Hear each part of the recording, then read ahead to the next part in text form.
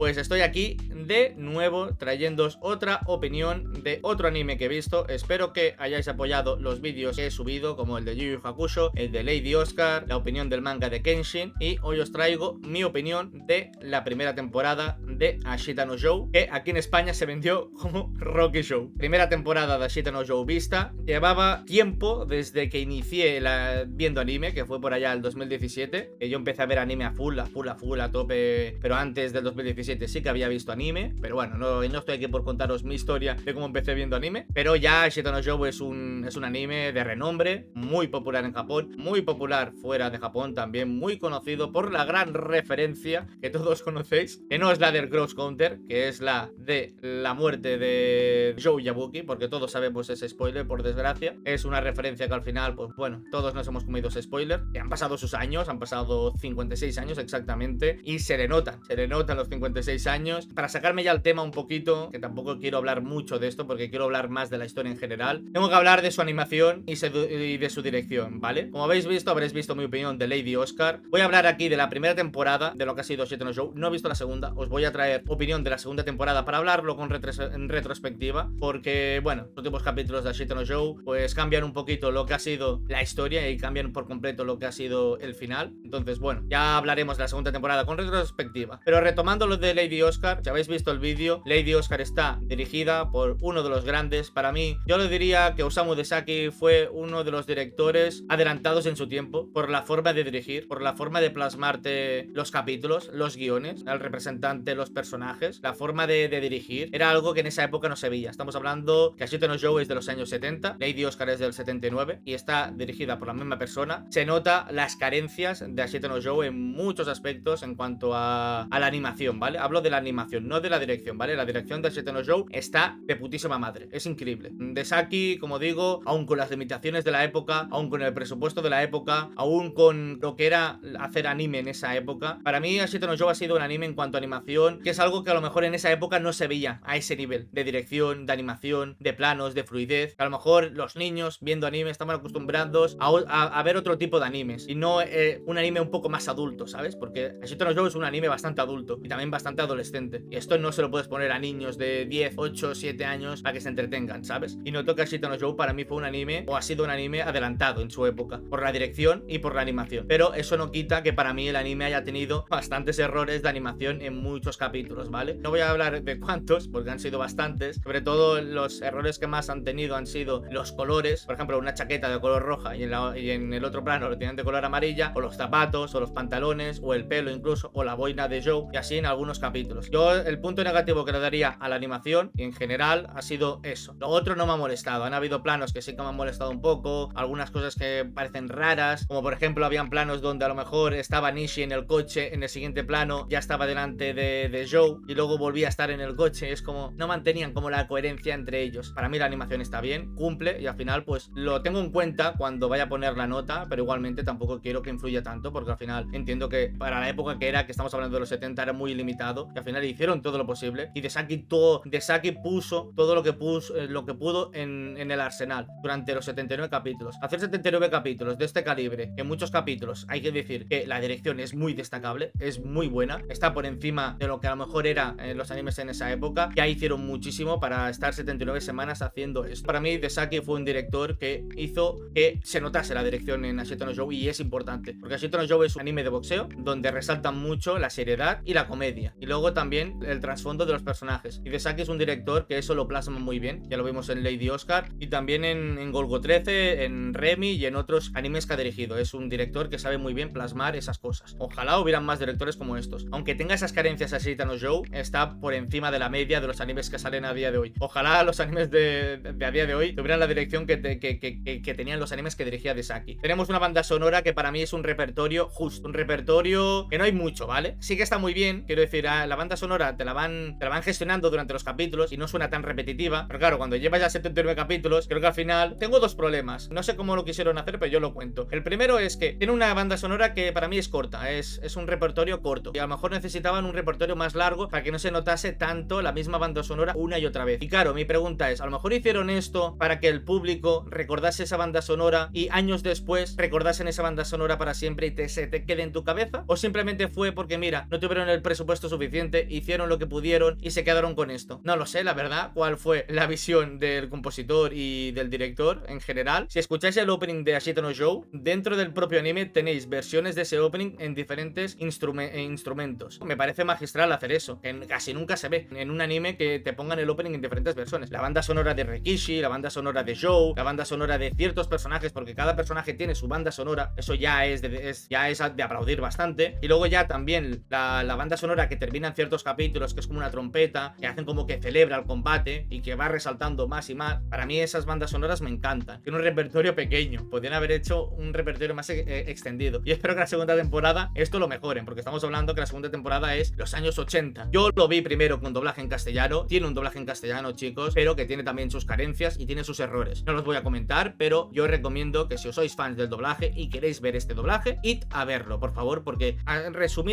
muy resumido, son actores que a día de hoy en España son gente veterana, que a día de hoy ya no están entre nosotros y que paz descanse. El único que queda es José Luis Gil, que lo conoceréis por ser Juan Cuesta o Enrique Pastor en Aquí no hay quien viva o en La que se vecina. Actorazo, como una catedral para mí. Empezó muy joven haciendo a Joe Yabuki y solo se doblaron 9 capítulos que sacaron en una edición de VHS y que lo titularon como La vida de Rocky Joe. Yo supongo que pusieron ese título porque, bueno, lo sacaron en el 84, esos VHS, y bueno, en el 84 pues Rocky en España pues era muy famoso y supongo que quisieron como asociar a Ashita no Joe con Rocky y decir, mira, Rocky ahora tiene dibujitos, y así pues te lo vendían para la tele y para los niños. Tiene un doblaje para mí que es muy bueno, pero si hubieran sacado toda la serie con doblaje tendría muchos errores de la época, porque se nota mucho que el guión y la traducción, que al final es culpa también de la época, porque los animes no venían de Japón directamente, venían de otros países, tenían errores de traducción y muchísimos, no tantos, pero tenían. Si hubieran seguido doblando a Ashita no Joe en castellano, hubiera tenido muchos más errores y también muchas repeticiones de voces. Doy gracias a que no hayan doblado más capítulos y que ojalá lo doblasen ahora, pero bueno, a día de hoy ya es imposible, porque ya sería como un doblaje demasiado nuevo y no con actores de la época.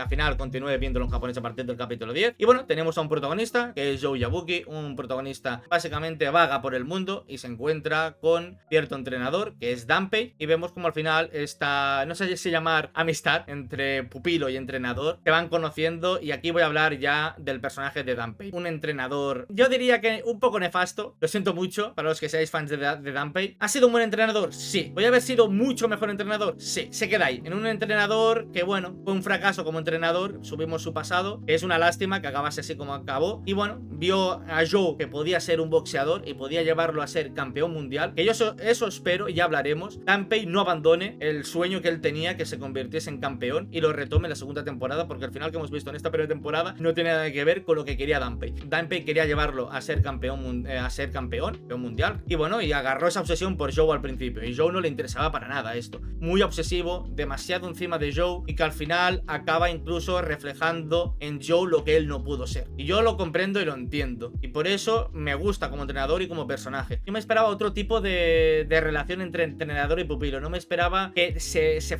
faltasen el respeto entre ellos dos. Había muchos puntos de la serie donde no había respeto entre los dos, literalmente. A Joe no le interesaba el boxeo, Danpei quería que boxease, y estaban el uno encima del otro, y literalmente se replicaban, pum, pum. Y si uno le lanzaba una piedra, él le lanzaba otra piedra, y uno estaba por encima de otro. Una relación tóxica incluso, que los dos no se respetasen, hasta llegar a un punto que poco a poco creo que se fueron entendiendo mutuamente. Que ya fue hacia, sobre todo para mí, uno de los mejores arcos, que fue el arco del entrenamiento de Rikishi, que estaba combatiendo Joe. Luego está Joe Yabuki como protagonista. Lo siento mucho, sé que a mucha gente a lo mejor le encanta Joe Yabuki, pero a mí no me gusta. Joe Yabuki me parece un muy buen personaje dentro de su propia historia, dentro de su propio anime, dentro de su propia obra. No me suelen gustar este tipo de protagonistas. Es decir, me ha gustado cómo lo han hecho, me gusta cómo lo han escrito, y al final si ha hecho que me apasione tanto el anime ha sido por el protagonista. Ha sido un protagonista que va en contra de muchos protagonistas espocones que vemos. Es un protagonista que no le interesa el boxeo, es un protagonista que empieza a insultar, empieza a faltar el respeto, es un delincuente,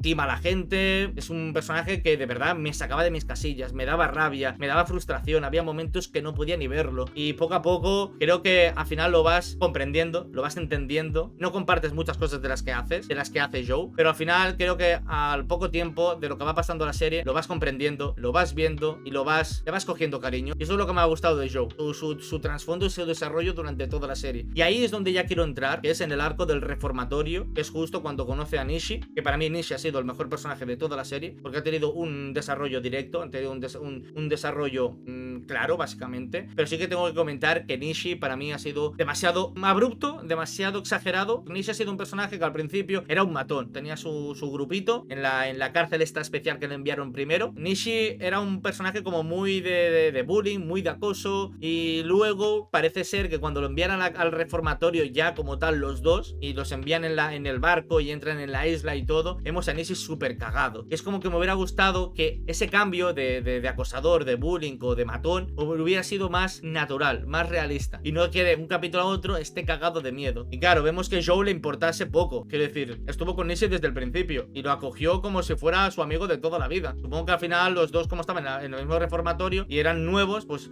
les unió esto. Pero para mí el arco del reformatorio tiene varios puntos buenos. La amistad de Nishi y Joe, eso me gustó mucho cómo lo llevaron, porque se conocieron muy bien y eso hizo que después del reformatorio estos dos estuvieran más juntos y más unidos en su amistad. Y luego tenemos otro de mis puntos claros, que aquí es la rivalidad que se construye y que conocemos a día de hoy en el shonen. Mucha gente cree que el Dragon Ball inventó el shonen, pero realmente, literalmente, no voy a decir cuántas, pero Ashita no Joe es claramente un anime que inventó muchísimas cosas de las que conocemos a día de hoy. Y una de ellas es el Cross Counter. Si os fijáis, sí, el Cross Counter ya era famoso y conocido fuera del anime, pero dentro del anime se popularizó en muchos más shonen. Entonces podéis buscar un vídeo y veréis las referencias que hay. Ashita no Joe ha sido un anime que ha sido muy conocido dentro de la propia industria y fuera de la industria, que han referenciado muchísimos animes y han tomado nota de cómo construir una rivalidad y de cómo construir un personaje con su rival. Y aquí estoy hablando de Joe y Rikishi, que para mí me encanta ese tipo de rivalidad que han tenido, que la hemos visto en muchísimos shonen. Pues aquí en Ashita no Joe es para mí como los inicios. Uno de los puntos que me ha gustado mucho del reformatorio ha sido eso, cómo Joe conoce a Rikishi. Por primera vez quiere combatir contra alguien que no es simplemente por pelea de puños, ser un delincuente y golpear a puño pelado,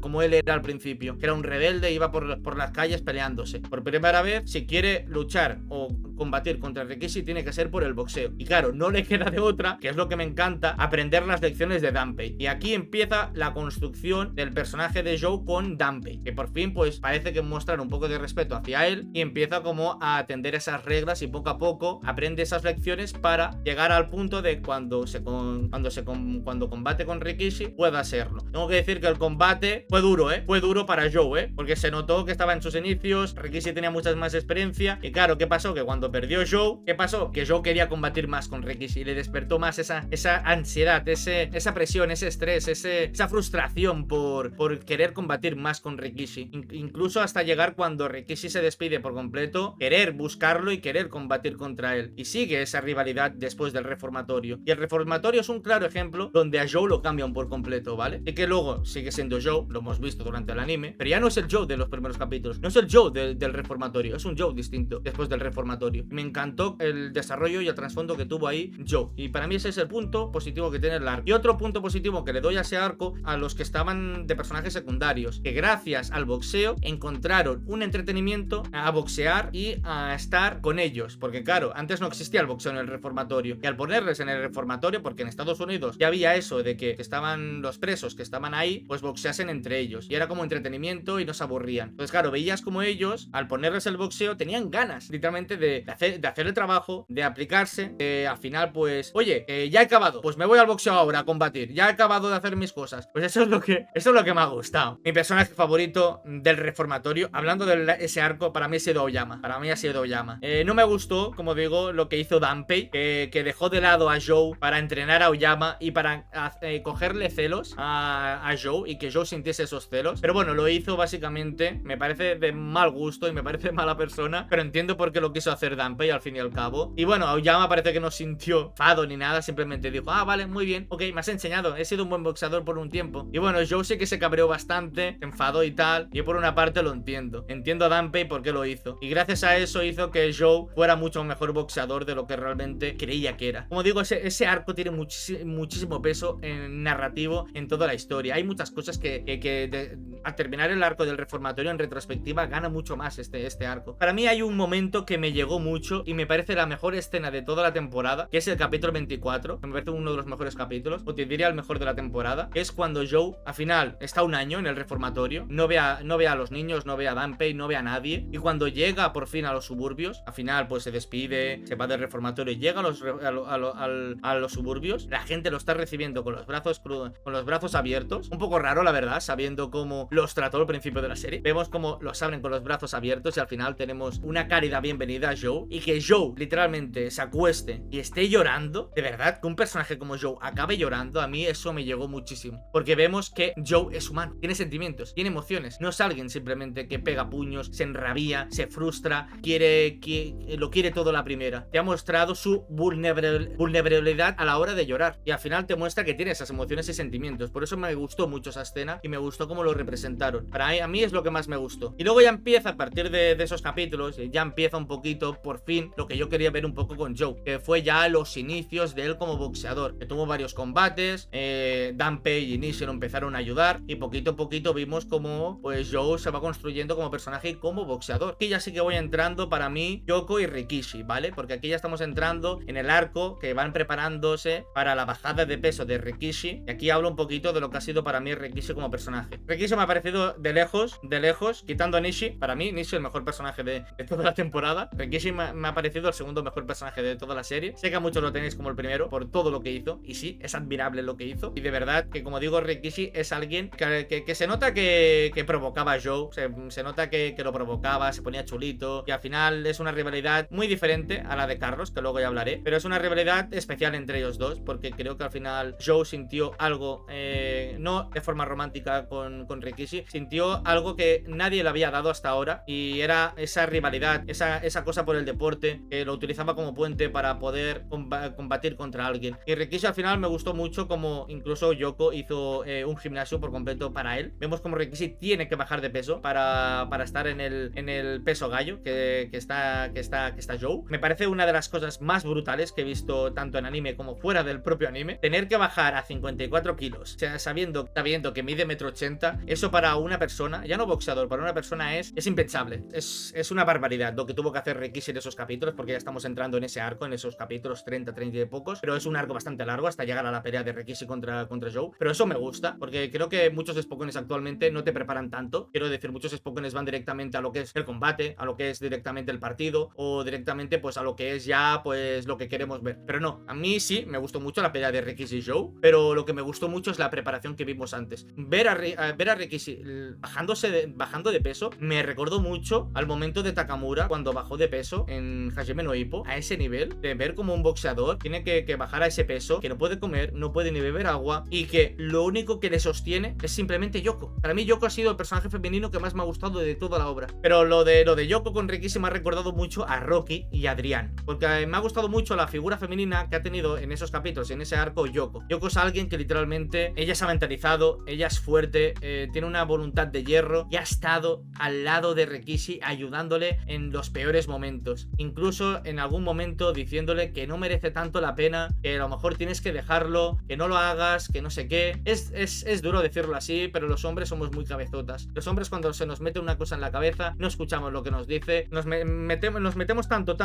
en algo que al final nos olvidamos por completo de lo que nos dicen a nuestro alrededor. Pero bueno, Yoko siempre ha estado ahí a su lado, y de verdad que hay momentos donde Rikishi, y hay planos de él que dan miedo, tío, parece una momia, el cómo lo retrataron, el cómo lo dibujaron, el cómo plasmaron la dirección en esos capítulos. De verdad, hay un capítulo en concreto que reflejaron muy bien la relación de Yoko y Rikishi, que era el capítulo de la playa, con ellos dos sentados en el coche, que me encantó muchísimo cómo reflejaron esa relación. Y me gustó mucho también en el momento donde literalmente Rikishi está desesperado, no puede, quiere beber, quiere tal, pero ves a Yoko como le puso los grifos, cómo ató los grifos con hierro y todo para que no los abriese, todo para que pudiese cumplir su sueño. Me encanta esa relación. ¿Y Yoko estaba enamorada de Rikishi? Estoy completamente seguro que lo estuvo enamorada, porque una mujer no lloraría por un hombre si no estuviera enamorada completamente. Tiene esa admiración por Rikishi, pero también tiene ese respeto por él, pero para mí está enamorada por completo. Bueno, voy a decir que he visto el mejor combate de boxeo en anime, pero de lejos. Estoy completamente de acuerdo. No voy a ver un combate combate a ese nivel, ¿vale? Yo voy a comentar una cosa que ya comenté en mis reacciones, que yo me spoileé de la muerte de Rikishi, porque bueno, parece ser que hay animes referencian la muerte de Joe, referencian de vez en cuando la referencia de la muerte de Rikishi, y también pues la referencia del Cross Counter. Pues bueno, pues yo me spoileé en un anime pues de esa referencia, y como digo, pues yo lo sabía, pero no sé cómo llegaba a ese punto, aunque lo supiera. Me pasó lo mismo con Shirai, sabía su muerte, pero no sabía cómo llegaría a ese punto. Me importa un poco, pero en general, mientras no me digan cómo llega, puedo soportar el spoiler. Me encantó muchísimo ese combate por todo lo que se jugaba y por todo lo que había en ese combate, porque eran literalmente dos bestias. Joe es una bestia, es un boxeador que tiene mucha resistencia y a la vez tiene mucha resistencia, y también tiene unos golpes de hierro, no sé cómo decirlo, tiene unos golpes que literalmente te hacen daño y te pueden matar con eso. Pero bueno, tenemos un combate que me gustó mucho como lo reflejaron. No, es que con palabras no puedo describir ese combate, hay que verlo, pero ahí se juega mucho. Todo lo preparado que hay anteriormente, con ese entrenamiento que vimos de parte de Rikishi, por parte de Joe también, que vimos cómo entrenó muchísimo, y que ellos mismos, Danpei y Joe, estuvieron ideando una buena estrategia para poder combatir contra Joe. Incluso se encerraron en el gimnasio y todo para que nadie pudiese descubrirlo. Pero lo que más me gustó fue cómo terminó ese combate. Me dio mucha lástima, pero bueno, hay casos así. El boxeo está más regulado, por suerte no hay estas cosas que suelen ocurrir. Por desgracia, en los años 70, 60, 50, pues a lo mejor habían boxeadores que podían acabar muriendo en el ring y en el combate. Y vemos como Rikishi acaba muriendo en el ring, pero es una muerte digna, es una muerte admirable. Como digo, yo respeto su decisión, respeto y admiro lo que hizo. Dije algo como que no merecía ser boxeador por algo así, porque de verdad tenías que preocuparte más por tu vida, tenías que preocuparte más por tu futuro, y creo que no debería de haber dicho eso. Creo que me repito bastante, porque al final cada uno decide su vida, cada uno pues bueno, hace lo que quiere con su vida. Tú puedes admirarle, puedes respetarle por lo que hizo. Si le dices eso, es como que no estás valorando lo que hizo. Y dije eso en su momento sin pensarlo. Para mí Rikishi ha sido un personaje como deportista, sobre todo como deportista, y también como persona de admiración. De lo que hizo fue admirable, de respeto y de orgullo también. Es algo que muy pocos boxeadores harían lo que hizo él, porque perfectamente Rikishi podía haber subido de peso y podía haber Joe podía haber subido de peso y combatir contra Rikishi, pero no fue así, y me supo muy mal, la verdad, y lo hubiera preferido que Joe hubiera subido de peso. Pero bueno, es decisión suya, Rikishi, de bajar de peso, y si quiso hacerlo, pues oye, yo simplemente no me queda otra cosa que verlo, respetarlo y admirarlo, porque es una cosa que me gustó. Pero claro, ¿cómo murió Rikishi? Murió por la culpa, bueno, más que por la culpa, en gran parte sí, pero bueno, dentro del combate te pueden llamar asesino por matar a una persona, pero dentro del ring está justificado como tal. Joe acabó siendo pues un asesino, acabó matando a una persona sin que él lo supiera, pues murió por la sien y por las cuerdas que le dio en el cuello, y al final pues Rikishi murió. Una escena, diría, dura, la verdad. Yo acabé llorando, me pegó muy fuerte ver cómo Joe al final entra en la sala y ve literalmente el rostro de Rikishi, y recordad eso, porque él le dejó huella al rostro de Rikishi, y verlo nunca lo tendría que haber visto. Pero sí que lo que me pegó muy fuerte es ver a Yoko destruida y en shock, que no se lo esperaba. ¿Alguien que no estuviera enamorado o enamorada de una persona podía llorar por la muerte de una persona? Sí, pero es que con Yoko noto que estuvo enamorada, pero perdidamente. Esos capítulos y esos combates son lo mejor de Ashita no Joe, pero en todo, en trama, en narrativa, en guión, en construcción de personajes, en todo lo que se jugaba, en dirección, en fluidez, en combate. De Saki lo dejó todo ahí, De Saki para mí lo dejó todo ahí. Todo el equipo de animación lo dejaron todo ahí. Para mí son los mejores capítulos de toda la serie. Pero Rikishi literalmente es de los personajes más recordados del anime. Es de los personajes más recordados de Ashita no Joe. Tú hablas de Ashita no Joe y el primero que piensas es Rikishi. No piensas otros. Y luego también piensas el único personaje que le hicieron un funeral en los años 70. Estamos hablando que el anime no era tan popular en Japón en los años 70. Sí que era popular, pero no era lo que es a día de hoy. Y que hagan un funeral de un personaje, ya ves la importancia que tuvo ese personaje, tanto para los espectadores como para los fans de la serie y para los que estaban viendo en su momento. Que vayas a presentar tus respetos por un personaje ficticio, eso dice mucho del personaje y de la obra en sí, lo que llegó ese personaje y lo que caló dentro. Por eso yo le tengo muchos respetos a Rikishi. Me parece un muy buen personaje. Si me ha enamorado por completo Ashita no Joe, y a mí me ha gustado que no han tocado el tema del boxeo de primera mano. Hemos tenido unos primeros capítulos, hemos tenido un arco del reformatorio, hemos tenido unos capítulos después del reformatorio, y no ha sido hasta el capítulo 25, 26, 27, 29, 30 incluso diría, que no tocan el boxeo de forma ya, ¡pum!, vamos a tocarte el boxeo. Hay una preparación, hay una construcción detrás de todos esos 30 capítulos hasta que Joe llega a boxear, y por eso me gusta tanto Ashita no Joe como Spokon, porque hacen muy bien eso. Que al final a mí lo que me gusta de un Spokon Spokon es ver cómo los personajes se desarrollan y se construyen alrededor de un Spokon. Que ellos vayan en busca del deporte. Que no el deporte los vaya a buscar a ellos. ¿Entendéis? Que no todo se englobe en el boxeo y luego están los personajes. No, que primero son los personajes y luego el boxeo o el deporte. Después de Rikishi hubo unos cambios de producción. En este caso estamos hablando de que, bueno, parece ser que la producción decidió, pues a partir de lo que fue el combate de Rikishi en el 54, no continuar adaptándote fielmente la obra. Te pusieron caps un poco de relleno, incluso 100% de relleno. Luego hubieron caps medio canon, medio relleno, o luego habían ya caps de canon. Supongo que fue básicamente porque, bueno, mira, hubo esa decisión por parte suya. A lo mejor alcanzaron al manga y en su momento no había más capítulos y, bueno, se quedaron ahí. Mucha gente pone esos capítulos como skipeables. Yo recomiendo ver estos capítulos, la verdad, y no verlos después de la segunda temporada, porque luego tendrás la visión de la segunda temporada y verás que está mucho mejor construido, mucho mejor hecho esos capítulos en la segunda temporada que los de la primera temporada. Es mejor al final verte estos capítulos, que son 25 capítulos, que no son nada al final. Son 25 capítulos, te los ves y te los quitas de encima y ya está. Ya te pueden gustar más o menos. Del capítulo 1 al 54 le pongo un 9 a Shite no Joe. Y del capítulo 55 al 79 le pondría perfectamente un 6. Voy a hablar de aquí el trauma que le dejó Rikishi a Joe. Sufrió un trauma, al fin y al cabo una depresión, porque vio literalmente como en sus manos por primera vez mató a una persona. Claro, matar a una persona en el ring es algo que eso no lo olvidas, es imposible. Y me gustó mucho cómo construyeron eso después de la muerte de Rikishi. Hubo capítulos donde se recalcó su trauma, donde vimos su depresión, la dirección, bueno, la narrativa, el guión, todo iba en torno a su depresión y a su trauma, que incluso se alejó, se fue del gimnasio, se fue de Danpei, se fue de todo y básicamente pues se olvidó por completo. Y estuvo así 6 meses o un año y luego volvió. A mí esa parte me gustó mucho y me gustó mucho cómo reflejaron esa depresión y ese trauma. No me gustó nada como luego se olvidaron por completo del fantasma de Rikishi y de la depresión y el trauma que tuvo Joe hacia Rikishi. Es algo que no me ha gustado nada como lo han construido en esos capítulos. Y por eso digo que hay capítulos que son skipeables y en vez de hacer esos capítulos podían haber profundizado más y podían haber hecho más natural cómo Joe supera al fin y al cabo el trauma y lo que siente por Rikishi. Porque es algo que literal podían haberlo hecho mejor. Porque se siente muy anticlimático. Porque luego él vuelve después de unos meses y vemos cómo vuelve al ring. Pero claro, vemos como Danpei y Nishi son conscientes de que Joe no puede golpear en la sien porque tiene el trauma de que puede volver a matar y pasarlo de Rikishi. Pero él mismo no se nota. Y sí, en esos capítulos vemos cómo lo van construyendo y lo vamos viendo. Pero llega un punto que él incluso ya golpea en la sien, ya golpea con la gente. Lo único que puede llegar a entender es que no es consciente de que golpea en la cabeza porque tienen a lo mejor el casco y ahí sí que pues él siente que, bueno, puede golpearlo. Son capítulos que al final vemos que sí, que vemos como él guarda el fantasma de Rikishi, intenta superarlo, pero es que de un momento para otro como que ya no existe para él lo del fantasma de Rikishi. No se ha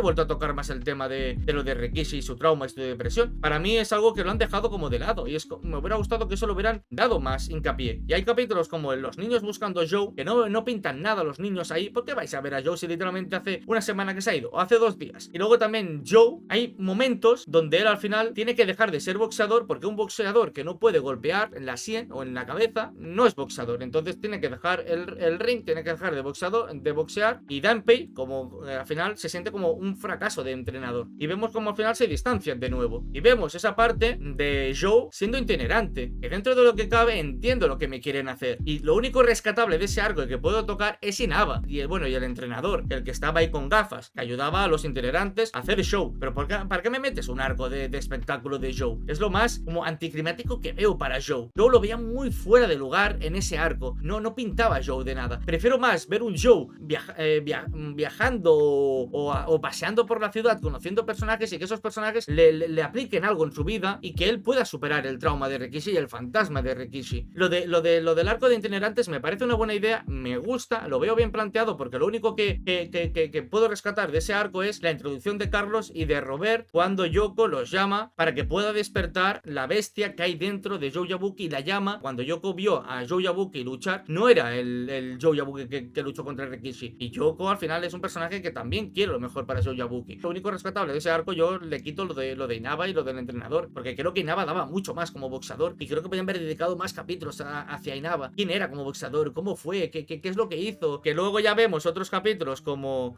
Joe Yabuki yendo a una granja, trabajando y ayudando a una madre con una hija y esperando a que venga su hermano. Y es como, por Dios, no me pongáis drama barato. esto? ¿Qué quieres? ¿Que llore ahora por la vuelta? Y Joe Yabuki ahí al lado, en plan diciendo, bueno, me voy, adiós. Es como, no pinta nada, tío. Hay capítulos de verdad que son muy skipables y son muy anticlimáticos. Y he notado muchos capítulos de estos así, que el personaje de Joe está fuera de lugar, no es Joe. Suerte que luego ya vemos el arco final, por así decirlo, del 70 al 79, que básicamente tocan el tema de Carlos, tocan el tema de Robert, que Yoko los contrata, básicamente los contrata y los utiliza para que Joe Yabuki pueda literalmente pues volver a ser el que era antes. Y vuelvo a repetir y digo lo que he dicho en mis reacciones, que al principio raqueaba y hateaba mucho a Carlos por su forma de boxear, que me parece un poco, bueno, tramposa dentro de lo que cabe. No me gusta su forma de boxear, no la comparto y no me gusta. Y no me gusta lo que ha hecho en los combates que ha luchado contra los que perdió Joe Yabuki, que me parece una de las mejores genialidades en ese arco del 70-79. Tenga que literalmente combatir contra los que